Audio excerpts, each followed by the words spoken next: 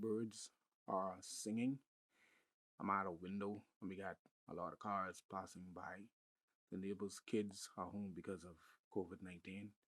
That's noisy as. But I'm about to edit, so let's get started.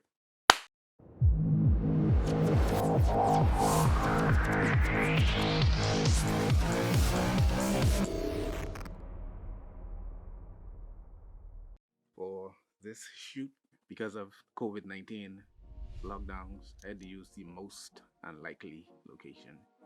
I used my neighbor's backyard, and it was cool because he had an old abandoned truck. Made good use of. For my equipment, I used my Canon 80D. I also used the 24mm pancake lens, the Canon 85mm 1.8, and the Canon 135mm 2.0 to produce some of the images that you see here.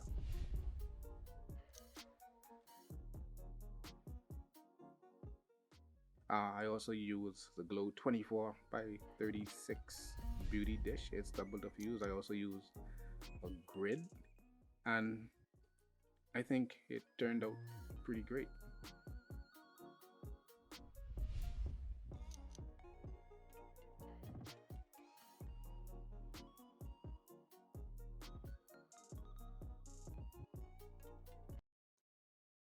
So we are at our starting point in the Adobe Bridge. Now, all of the files are going to be included in the link in the description below if you want to follow along. So we're going to double click on our image to get started to open inside of Photoshop. Okay, so now that we're up and running inside of Photoshop, I'm going to do a quick evaluation of the image to determine the problematic areas. I see a few pimples that we need to remove. Nothing much to talk about. There's not that much skin revealed. So this is going to be a quick and easy edit. If I move too fast, I have some callouts at the bottom for the keyboard shortcuts that I use so you can follow along. So now that we've evaluated the image, I'm going to duplicate my layer. I'm going to zoom in. I'm going to grab the healing brush, make it a bit bigger, and I'm going to start painting away some of these small blemishes.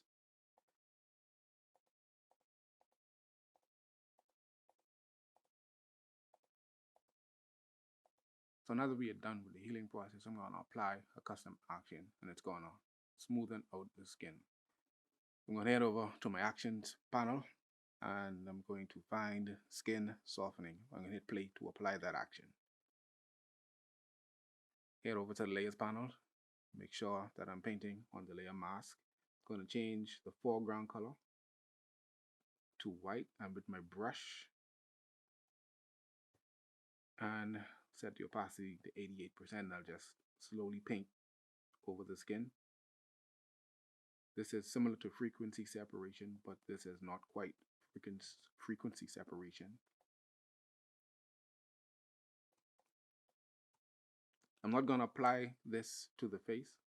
I can apply it to the face, but I have another method of working with details in the face. So now that I'm done with, well, I'm not quite done yet. So now I'm going to merge these two layers, and then I'm going to jump over to Portrait Pro, and we're going to do some work on our face. So I'm going to select the two layers. I'm going to hit keyboard shortcut Control E to merge. I'm going to head over to my filter gallery, Anthropics, and Portrait Pro, and we're going to wait for that to load. Okay, so we are inside of Portrait Pro, and what the software does by default is that it selects the outline of the face. It also selects the details like the eyes, the nose, the mouth, and then it applies some basic softening, which is good sometimes out of the box. But what I like to do is remove or delete the outline that it selects automatically, and I start from scratch. So I'm going to do just that. Make sure it's female. I'm going to control click to zoom in for precision, and do the same thing for that eye, tip of the nose, and the corners of the mouth. So I'm going to speed up this process for the sake of time.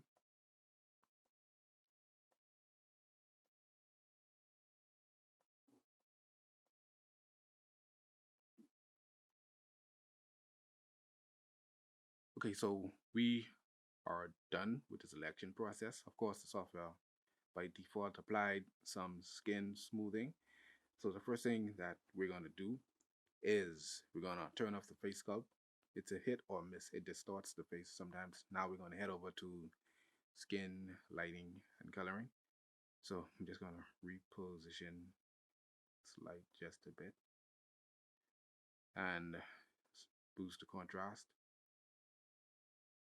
All right, that's fine. I'm going to play with the modeling light. And for the light in general, I'm going to even out the light. So I'm going to hit this fixed lighting option just to even out the light a bit. Okay, that's fine. So let's go over to skin smoothing. I'm going to bring back some of the pores. Alrighty. Let's bring back all of the pores. All right, that's fine. Okay, definitely got some stuff going on around the eyes.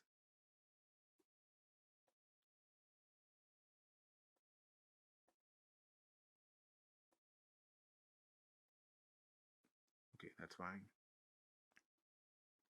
And I'm also gonna smoothen out some of the shadows. Okay. And this process, I always stress, is completely subjective.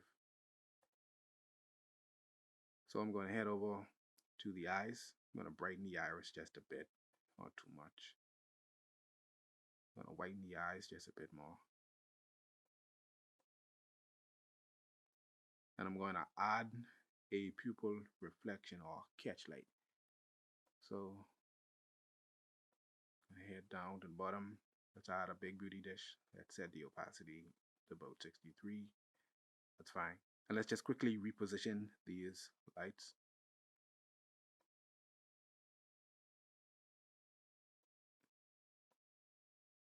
Let's bring this down a bit. Alrighty then, that's fine. Try to enhance this just a bit more. Let's go over to makeup. Should we apply lipstick? Yeah, let's apply some lipstick. And let's just try our best to match the color. Alright, that's fine. Reduce some of the shine.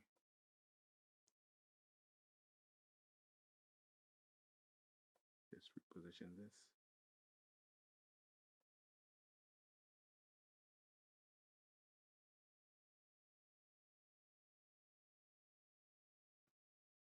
Let's try to increase the shine. Okay, that's fine. That is fine.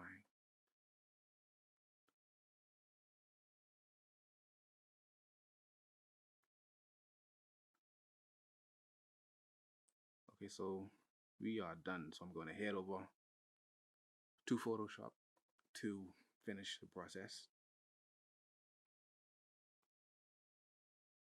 Okay, so now that we are back inside of Photoshop, let's have a quick look at the before and after. I'm gonna hold Alt and click on the eyeball icon. That's our before, and this is where we are currently at. So now I'm going to apply some dodging and burning. I'm going to grab my dodge tool, zoom in. My exposure is set at 7%, and take it up to about 10. All right, 10 is fine. Make the brush size a bit bigger.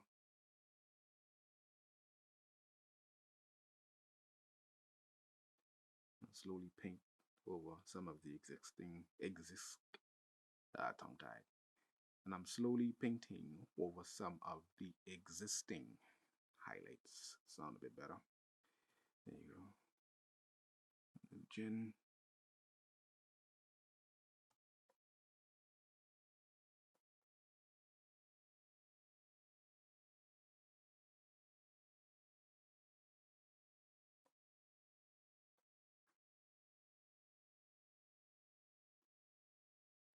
Okay, so now that we are done with uh, dodging, I'm going to apply some burning effects just to darken certain portions of the skin. So I'm going to head over to my tools and I'm going to select, where is it? Burn tool. Okay, zoom in, zoom in, zoom in, zoom in. Just going to darken certain portions.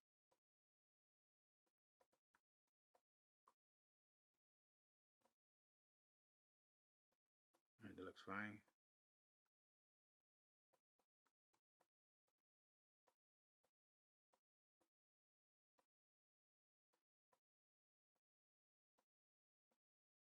So we've applied some dodging and burning to enhance the image a bit more. Let's have a quick look at the before and after. That's our before, and this is after. So now that we're done with that step, we're going to enhance this just a bit more. I'm going to apply a LUT in the form of an action I created. So here with my actions panel, and the LUT I want to apply is the teal and orange moody. I'm going to hit play to apply that LUT, and if you blinked, you missed it. So we definitely got a lot of blues going on in the background. I want to enhance these blues a bit more. So what I'm going to do is I'm going to head over to actions panel. I'm going to apply another LUT. I'm going to apply blue boost. I'm going to hit play. And as you can see here, it darkened the background, but it also darkened the model some more. And I don't want the model to be darkened, but I want the background to be a bit darker. See how far I can push these blues. So what I'm going to do is go here to view and show gamut warning. And if I'm going to print this image, you're going to see a gray overlay of colors are going to be clipped. So let me see if I can demonstrate that here. Okay, so I'm going to take the opacity all the way up.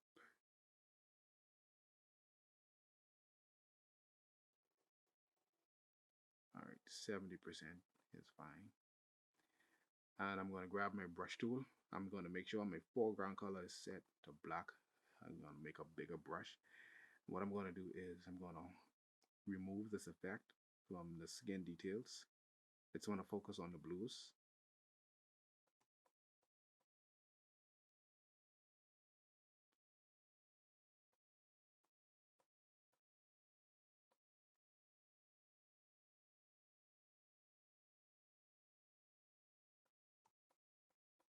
Okay, that looks fine.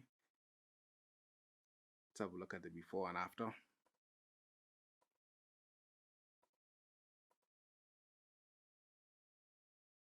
And I'll remove some of it from the grass. Grass doesn't look natural. I'm going to grab my brush tool again. I'm going to make the brush a bit bigger. I'm going to set my opacity to 54%. Just going to remove it from this section of the grass. Okay, that is fine. So to enhance this image a bit more, I'm going to add my signature lens flare. So I'm going to head over to the Adobe Bridge.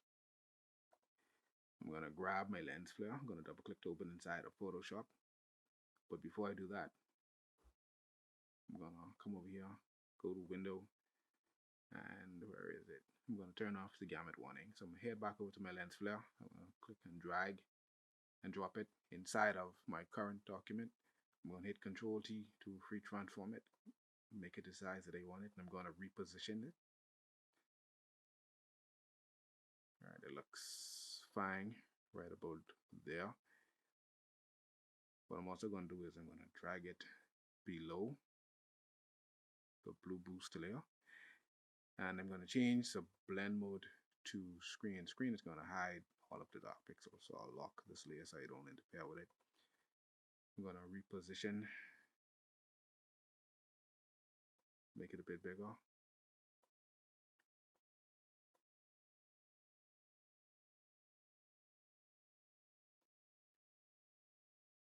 That's fine. Let's play with the opacity. I'm going to set the opacity to about